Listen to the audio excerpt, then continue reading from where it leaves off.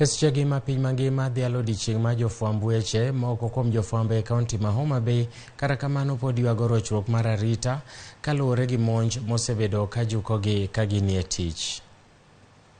Sechegi ma piny ngima dhialo odiochieng jofwamb weche moko kuom jofwambo e kaunti ma Homa Bay kata kamano pod ywago rochruok mar ratichgi kaluwore gi monj mosebedo ka jukogi ka ginie tich.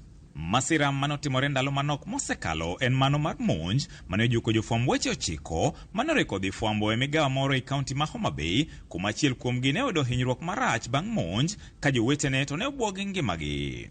Kweli sheria ziko hapa Kenya, tuna sheria mingi sana na ni sheria nzuri sana ambazo zinaweza peana nafasi nzuri kwa wanahabari kufanya kazi yao, lakini sheria zenyewe hazizingatiwi na serikali haijafanya lolote la muhimu kwa maoni yangu la kuonyesha kwamba wanahabari wanastahili kuheshimiwa na haki zao kulindwa.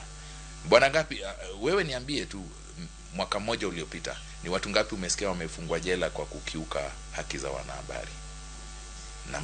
Na ni wanahabari ngapi wameuawa, wamepigwa katika laini zao za kazi na maisha yanaendelea? So kwangu mimi serikali haijafanya lolote. Sheria iko, watekelezaji wa sheria wamelala ofisini.